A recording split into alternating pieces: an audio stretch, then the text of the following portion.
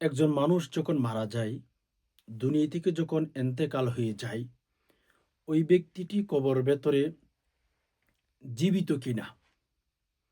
যখন আমরা কবরের কাছাকাছি যাই, জিয়ারত করার জন্য যখন যাই, সেই মৃত ব্যক্তি আমাদেরকে দেখতে পাই কিনা। আমাদের ভেতরে এই প্রশ্নগুলো অবশ্যই ঘুরপাক খায়। আমরা অনেকেই জানি না বা অনেকেই আমরা জানার জন্য চেষ্টা করি, কিন্তু কারো কাছ থেকে জানতে পারি না। মানুষ যখন মারা যায়, সে ব্যক্তি কবরের ভেতর জীবিত নাকি মারা, নাকি একেবারে লাশ হয়ে পড়ে আছে। যখন আমরা জিয়ারত করতে যাই, তখন সে আমাদেরকে দেখেন কিনা।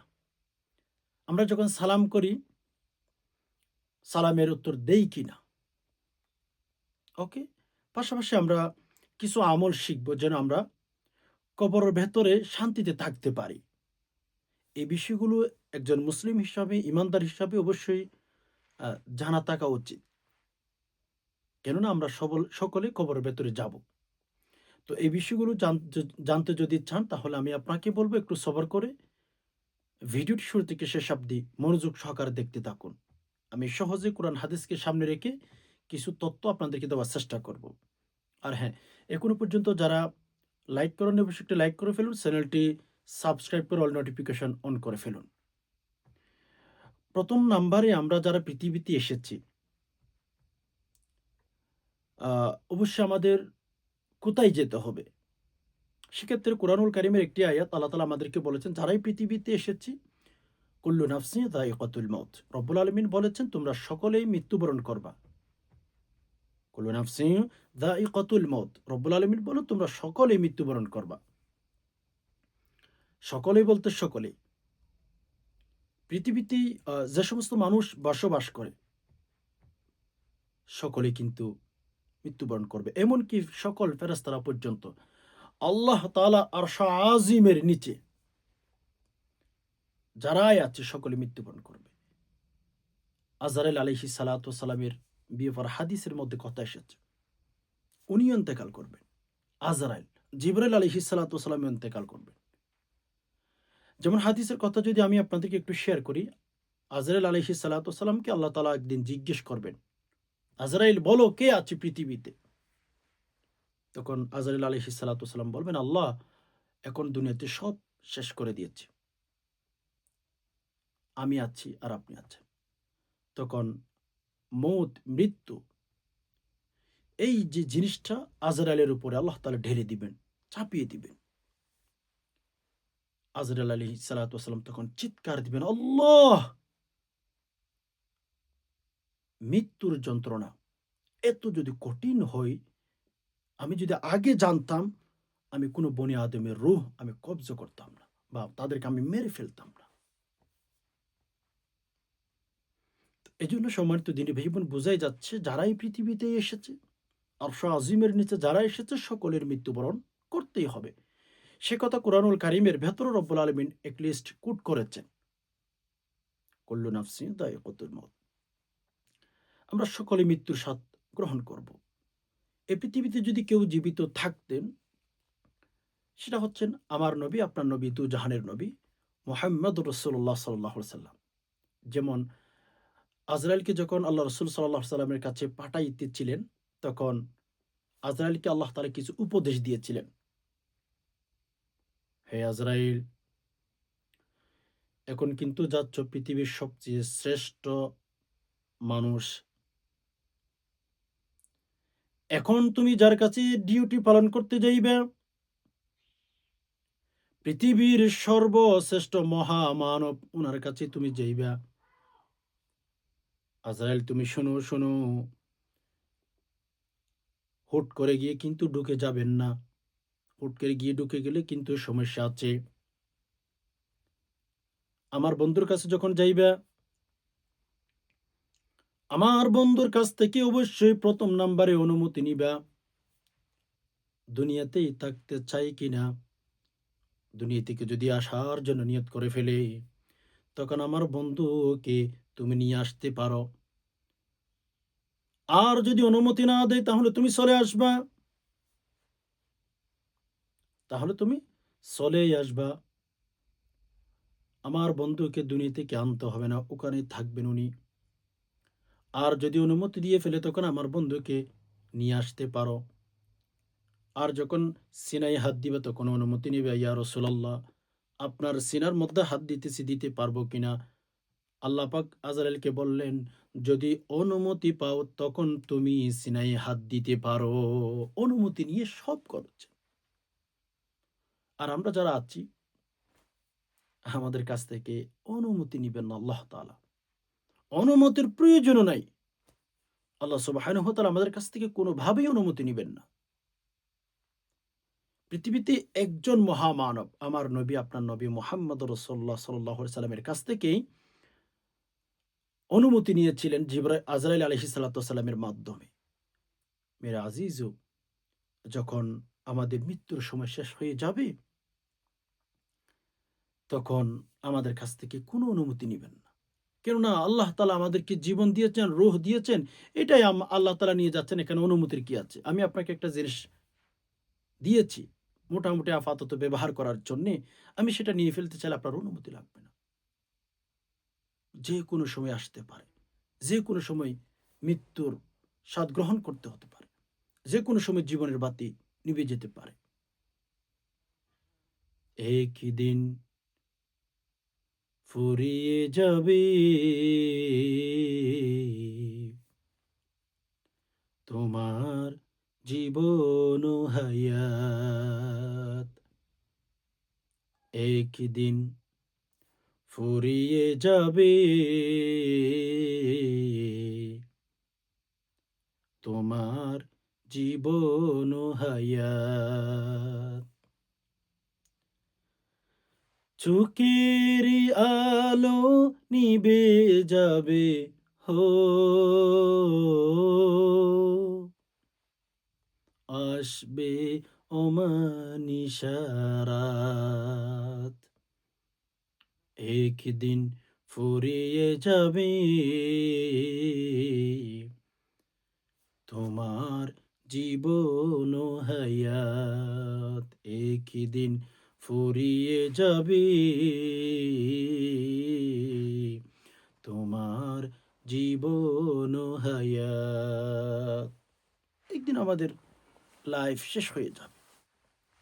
আল্লাহ তাআলা কুরআনুল কারীমের ভেতরে কোট করেছেন, মিনহা খলাকনাকুম ওয়া ফিহা নুঈদুকুম ওয়া মিনহা নুখরিজুকুম তারাতান উখরা।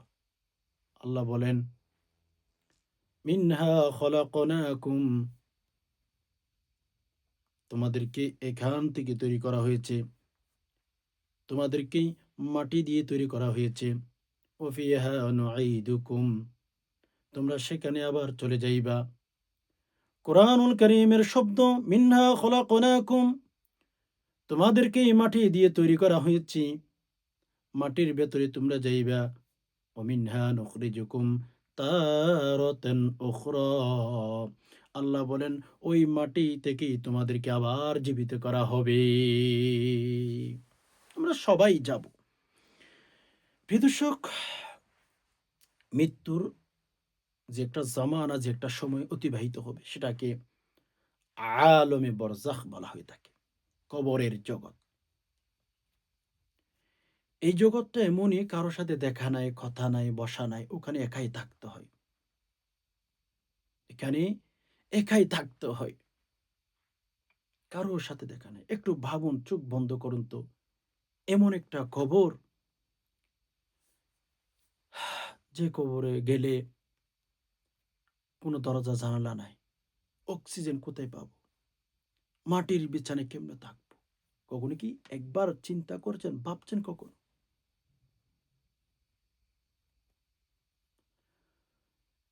এজন্য ভাই বোন, কাপন আমার আপন, কবর আমার ঘাঁটি, ওই কবরে যেতে হবে, থাকবে না কেউ সাথী। কাপন আমার আপন, কবর আমার ঘাঁটি, ওই কবরে যেতে হবে, থাকবে না কেউ সাথী। কেউ নাই, খালি বিছানায় পড়ে থাকতে হবে। তো কবর জগৎটা কি? কিতাবের ভাষায় আমরা সেটাকে আলমে বরজাখ বলা হয়ে থাকে। মানুষ যখন কবরে চলে যায় খুবই অসহায় হয়ে যায়। এখন আমরা সেখানে কি করব না করব অনেকেরই প্রশ্ন। একটা কথা, বিজ্ঞানের কথা আমি আপনাদেরকে অনেকবার বলেছি। বিজ্ঞান, আমরা অনেকে আছি বিজ্ঞানকে ফলো করি, অ্যান্ড আমি বিজ্ঞানকে ফলো করতে না বলছি না। তবে কোরআনের সাথে যেটা সংঘর্ষ সেটাকে আপনি ফলো না করতে পারেন। আপনি মুসলমান। আপনি কোরআনুল কোরআনুল কারীমের বিরুদ্ধে যেটা কথা থাকবে বিজ্ঞানের, সেটাকে আমরা ইগনোর করব। তবে বিজ্ঞানের যে কথা কোরআনের সাথে মিলে যাবে তখন আমরা সেটাকে ফলো করি। কেননা বিজ্ঞান এসেছে কয়েক বছর বা কয়েকটা বছর চলে যাচ্ছে, হ্যাঁ?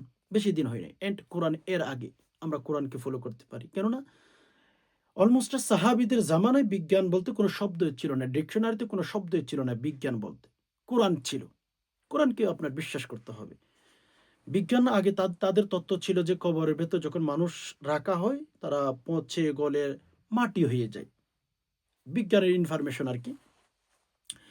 অ্যান্ড বিজ্ঞান সে থিওরি তারা পরিবর্তন করে তারা এখন বলেছে যে বিজ্ঞান মানুষ যখন কবরে রাখা হয়, কবরের ভেতরে যখন রাখা হয় তখন কবরের ভেতরে কিছু একটা ঘটে। সুবহানাল্লাহ! মানে কবরের ভেতরে মানুষকে জীবিত করে। এটা বিজ্ঞানের থিওরি। আপনারা দেখতে পারেন, যারা বিজ্ঞান নিয়ে এনালাইসিস করেন তারা দেখতে পারেন। এখন সহিহ বুখারীর হাদিস, আল্লাহ রাসূল সাল্লাল্লাহু আলাইহি ওয়াসাল্লাম বলেন, যখন মানুষকে কবরের ভেতর রাখা হয়, ধরুন একজন মানুষ মারা গেলেন, তাকে আমরা কাপন-দাপন, হ্যাঁ? সবকিছু ঠিকঠাক করে কবরের ভেতর যখন রাইখা আমরা মাটি চাপা দিয়ে যখন চলে আসি, তখন সহিহ বুখারীর বর্ণনা রাসূল বলেন, ওই যে কবরস্থ ব্যক্তিকে আল্লাহ তাআলা এত তাড়াতাড়ি জীবিত করেন যে আত্মীয়স্বজন এখনো কবর থেকে দূরে চলে আসে নাই। কবরের উপরে যে হাঁটাচলা করতেছে, আত্মীয়স্বজন চলে আসতেছে, কবরের ভেতরের ব্যক্তি, মৃত ব্যক্তির জুতার আওয়াজ শুনতে পায়। সুবহানাল্লাহ বলুন। এখনো কবরস্থ ব্যক্তি কবরের ভেতরে ধরেন আমরা সাথে, সাথে রেখে চলে আসতেছি মাটি চাপা দিয়ে। মদিনাওয়ালা নবী বলেন, কবরের ভেতরে ওই ব্যক্তিটা আমাদের সাউন্ড, জুতার আওয়াজ শুনতে পায়, পায়ের আওয়াজ শুনতে পায়। তাহলে বুঝতেই পেরেছেন কবরস্থ ব্যক্তিকে জীবিত করা হয়। আচ্ছা। এরপর আসুন আরেকটা হাদিসের কথা আমরা সবাই জানি। কবরের ভেতরে ৩ টি প্রশ্ন করা হবে। মান রব্বুক, মান নাবিয়্যু, মান দীনুক। তোমার রব কে? তোমার দিন কি ছিল? আ তোমাদের কাছে কোন নবীকে পাঠানো হয়েছিল? এ কথাগুলো, এই প্রশ্নগুলো আমাদেরকে করা হবে। এটা প্রসিদ্ধ একটা হাদিস। আমরা সবাই জানি যারা আ ইসলামকে ফলো করি, যারা আমানতু বিল্লাহ রয়েছি। আমরা সবাই কিন্তু এই কথাগুলো জানি।